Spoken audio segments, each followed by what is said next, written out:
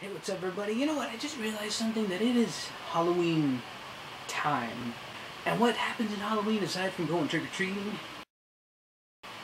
also means the one time a year where chicks can dress slutty without feeling bad about themselves. Oh yeah, nothing wrong with that. But I think one of the most important aspects of this time of year is the horror genre of films. We're going to be talking some scary movies this month, people. I'm going to do my best to pump out some of the best reviews I can of some of my favorite and some of the all-time classic horror films. So there are going to be spoilers in every one of these reviews, just a heads up for you guys. This is going to be a special two-part episode to start off this month. Today's first Halloween month review will be Nightmare on Elm Street. No, not that one. This one. 'Cause he's going the distance. He's going for speed. She's all alone in a time of need. Because he's racing. So as we all know, this original horror masterpiece was created and directed by Wes Craven. It originated from a story that he originally had about a simple boogeyman type character haunting his dreams and all that good stuff. And he later dubbed that boogeyman Freddy Krueger. You know, the premise of this film, you know, back in 1984, it was a complete unique horror independent film. If you watch the documentary on this, Never Sleep Again, I believe it came out last year or a couple years ago, something like that. You can probably find the DVD somewhere or online stream it. Very influential in the whole franchise. They go one by one each film. Not the remake, of course, but that's a whole other story. This 1984 classic is something to be seen. It may not be just filled with CGI horror effects. It may not be filled with the most gory things you can ever imagine, but this is pretty damn close. For a 1984 film, with simple practical effects and some damn eerie, creepy music, especially that little song those children sing, those little girls. The people who starred in this film, it was a young girl by the name of Heather Langenkamp, veteran actor John Saxon, and, you know, some guy named Johnny Depp. Who the hell's gonna be that in a few years? You know, horror film seems to just jumpstart a lot of people's careers for some reason, and also ends them. Of course, the legendary Robert Englund as Freddy Krueger. Now, you see, the makeup process for this had to have been just some sort of miracle for this guy to go in and out. I believe they did say it in the documentary Never Sleep Again. He just went through such a pain in the ass for all the films to get that makeup compiled on rubber, plastics, and all that other stuff. You know, just in the basic applications of makeup look pretty intense. To do that for all those scenes, man, props to you, sir, Robert Englund. You know, aside from him being just an eerily creepy guy in the film, practical effects used only, I mean, just, wow. It's some scary imagery, especially when you don't see him early on in the film, you just see him in the shadows. That's some scary stuff. It leaves you to think about it more than him just jumping out and just scaring you and killing you in a heartbeat, like the remake did. Now, for a horror film, this is solidly acted. The actors were generally unknown, and you had a couple of veteran actors involved in this project. Wes Craven was definitely new to the horror genre, and his career definitely took off after this one. But the sad, unfortunate thing is, this took off as a franchise when he did not want it to be. So, which led for this movie to have a whopping 6 sequels and a remake. This franchise started off pretty serious, pretty scary, gritty, dark, and it became like a funhouse carnival ride as this series progressed. I don't know what happened. I don't know why they took it in that direction. But even though Freddy did have some of those comedic quips in this particular movie, they overblew that up. They just that was his whole persona. He was basically Bill Cosby. And the sweater didn't help any.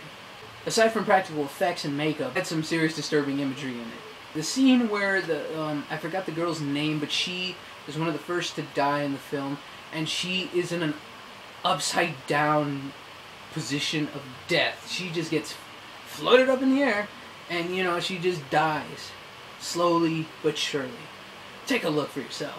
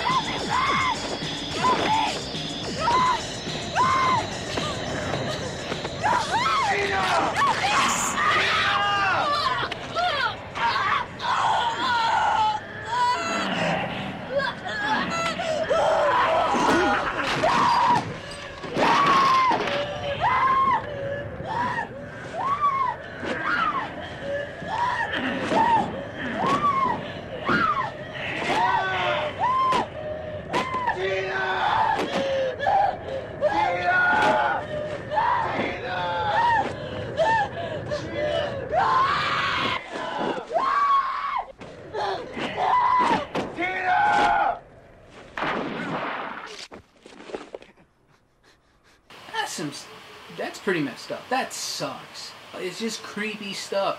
Then, of course, the way Johnny Depp, man, the poor guy went out in a terrible way. And probably one of the most iconic scenes of this franchise.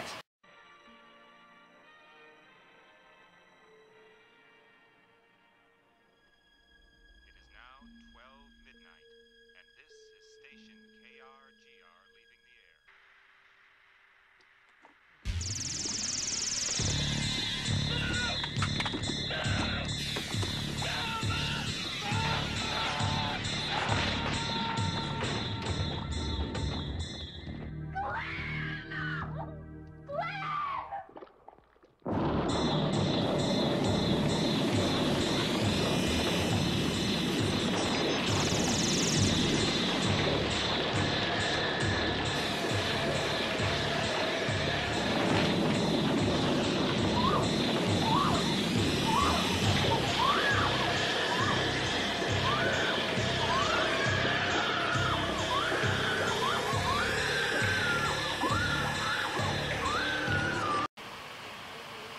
That's terrifying.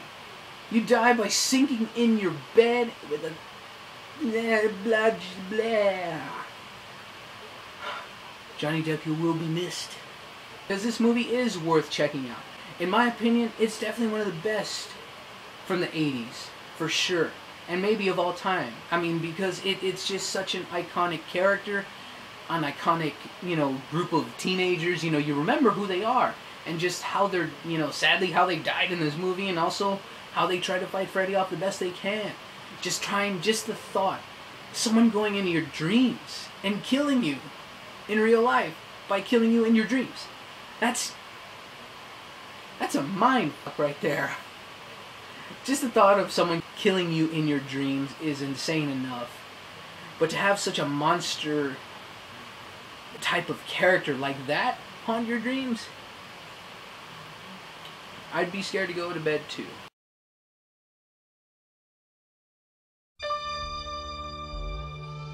The kids of Elm Street don't know it yet, but something is coming to get them. No one knows where it came from or who it will visit next. Nancy, there's something wrong with you. You're imagining things. Nightmare on Elm Street.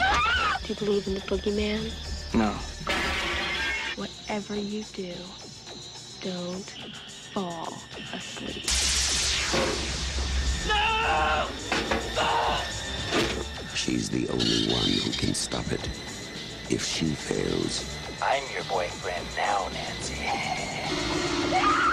no one will survive.